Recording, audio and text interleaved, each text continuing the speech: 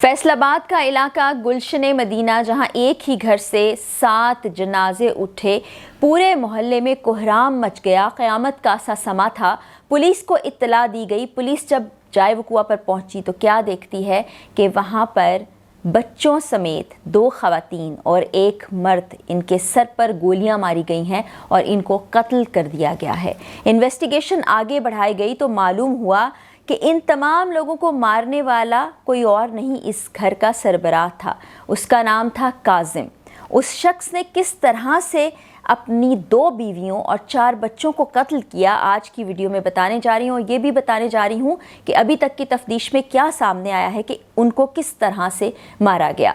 ये तमाम लाशें यहाँ से उठाकर अस्पताल इनको ले जाया गया, इनका पोस्टमार्टम किया गया और पता चला कि काजिम, जो कि सूतर मंडी में कारोबार किया करता था, उसको कारोबार में 1 अरब रुपए का नुकसान हुआ। वो बहुत ज़्यादा परेशानी के आलम में था, बहुत तकलीफ़ में था, डिप्रेशन में चला गया था, न जाने क्या क्या सोच रहा था। किसी से उसने कुछ डिस्कस नहीं किया।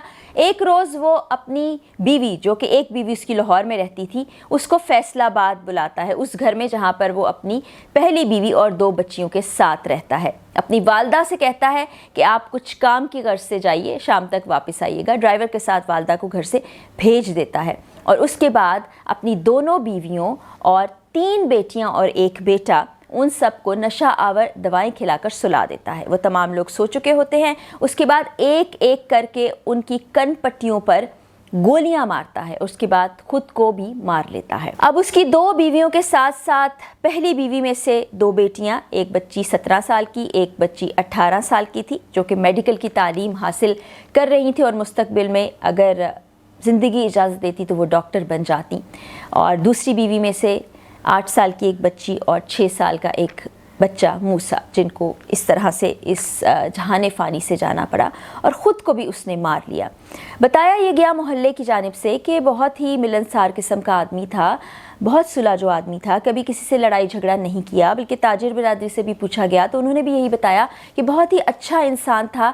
न जाने वो इस परेशानी में, इस तकलीफ़ में 1 अरब का जो उसे नुकसान हुआ, उस सदमे को बर्दाश्त नहीं कर सका। बल्कि मालिक मकान ने यह भी बताया कि कई महीने से वो मकान का किराया नहीं दे पाया था।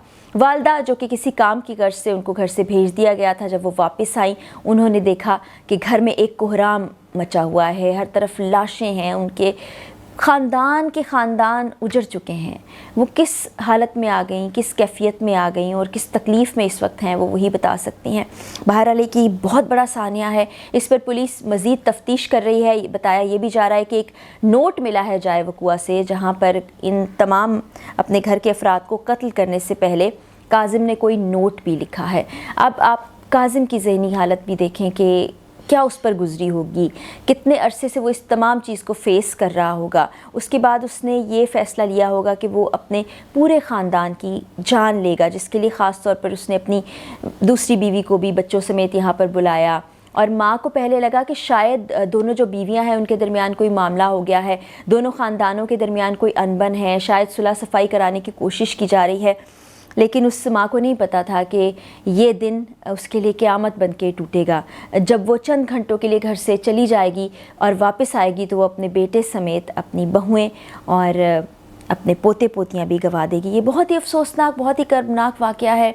इस तरह के वाक़यात पहले भी सामने आते रहते हैं कि लोग गुर्बत से तंग आकर, बेरोज़गारी से तंग आकर ना सिर्फ ख़ुद बल्कि अपने पूरे ख़ानदान की जान ले लेते हैं और सोचते नहीं हैं कैसे किसी कमज़ोर लम्हे के हाथों इस तरह से इतने लोगों की जानें ले ली जाती हैं। पहले किसी को नहीं मालूम था कि इनको नशावर अद्वियात भी दी गई। वो तो जब तमाम डेड बॉडीज़ का पोस्टमार्टम कराया गया तो ये कलई खुलकर सामने आई। अभी हम कोशिश कर रहे हैं कि जो नोट काज़म ने लिखा है वो हम तक पहुँचे, वो आप तक पहुँचाया जाए, क्योंकि पुलिस इस केस पर बड़ी तेज़ी से इन्वेस्टिगेशन कर रही है। इस केस का कोई ऐनी शाहिद मौजूद नहीं है, वजूहात इस तरह से सॉलिड किसी को मालूम नहीं है। ये वहाँ की ताजिर बिरादरी से ही मालूम हुआ कि 1 अरब का नुकसान हुआ है। अब जो इस दुनिया से जाने वाला शख्स है, जिसने अपने पूरे ख़ानदान को भी ख़त्म कर डाला, वो बहुत से राज अपने सीने में समेट कर चला गया है। हाँ, अगर वो नोट पुलिस पब्लिक करती है और हम तक पहुंचता है, आपको बताएंगे, तो आपको भी अंदाज़ा हो सकेगा कि उसके जहन में क्या था, उसके दिल में क्या था और उस दिन उसने ये क्यों किया, इतनी बेदर्दी से सबकी जान क्यों ले ली।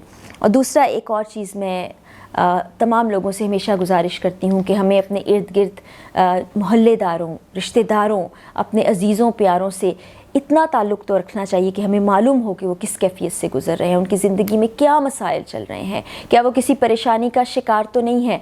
नफ्सा नफ्सी का आलम है, तमाम लोग अपनी ज़िंदगियों में रोज़ी रोटी कमाने के चक्कर में मशगूल हैं, 2 वक्त की रोटी कमाना मुश्किल हो गया है। बड़ा मुश्किल होता है किसी से ताल्लुक़ कायम रखना, लेकिन फिर भी हमें वक्त निकालना चाहिए। हमें होश उस वक्त आता है जब ऐसा कोई सानिया, ऐसा कोई वाक़या हो जाता है, हमारे आसपास के लोगों में से कोई चला जाता है, कोई स्ट्रेस का शिकार होकर हार्ट फेलियर का शिकार हो जाता है, किसी को कार्डियक अरेस्ट आ जाता है, किसी को ब्रेन हैमरेज हो जाता है, कोई इस नहज पर पहुंच जाता है कि वो कहता है कि मैं अपने पूरे ख़ानदान को ही ख़त्म कर दूं।